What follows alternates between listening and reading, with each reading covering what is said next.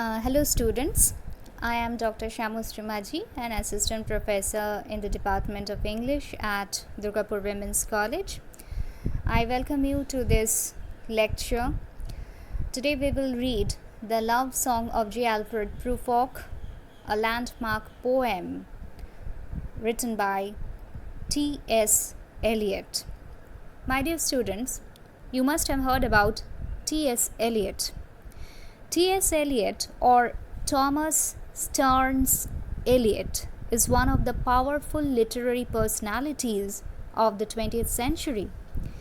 He was born in Missouri, America in 1888, but later he became a British subject and was baptized into the Church of England in June 1927.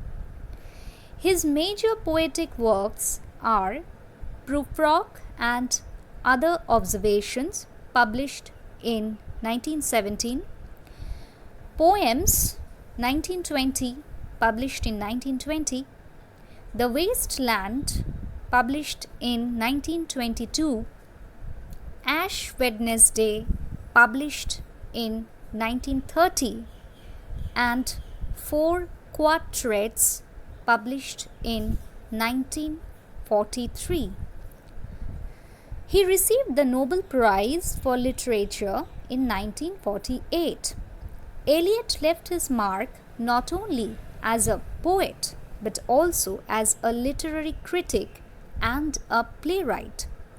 He expressed his views on poetry in essays such as Tradition and Individual Talent and Hamlet and His Problems. He died in London in 1965. My dear students, the discussion of modernist literature in English remains incomplete without referring to the works of T.S. Eliot. According to him, poetry is not a turning loose of emotion but an escape from emotion. He says that poetry is not the expression of personality, but an escape from personality.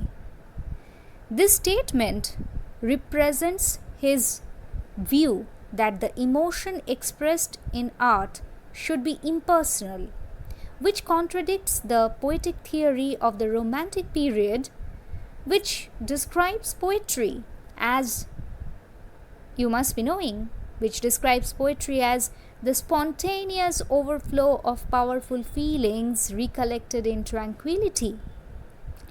Unlike Wordsworth and other Romantic poets who believed in representing the poet's self in the poem, Eliot suggested that there should be some kind of detachment between the poet's own self and the persona.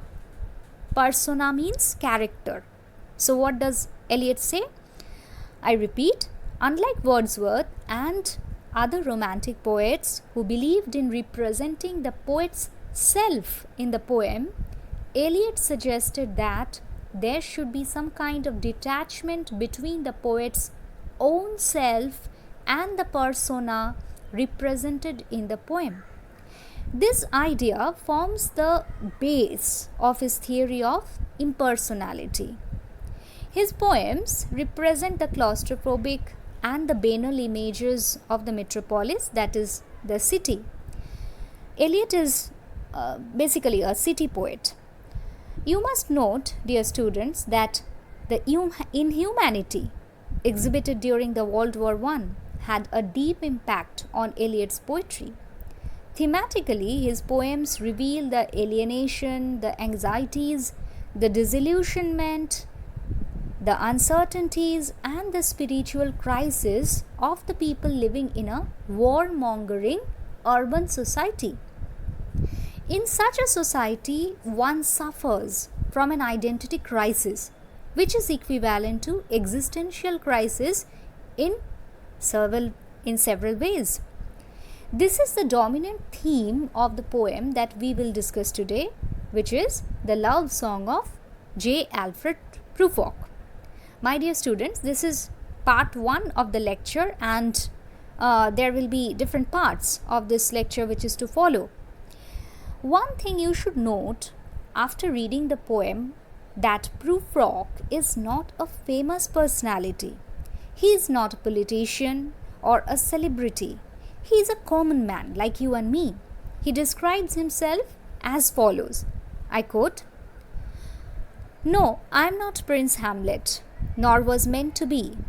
I am an attendant lord, one that will do to swell a progress, start a scene or two. Advise the prince? No doubt, an easy tool. Deferential, glad to be of use. Politic, cautious and meticulous, full of high sentence but a bit obtruse. At times, indeed, almost ridiculous, almost at times the fool. I grow old, I shall wear the bottoms of my trousers rolled." Unquote. The description foregrounds the anti-hero image of Prufrock. He suffers from a crisis of representation because he is too much self-conscious of his social position and physical attributes. Unlike the trends of the previous literary periods, modernist literature focuses on the common man and his anxieties. His feeling of insignificance is clubbed against the powerful structures of capitalism and technological developments.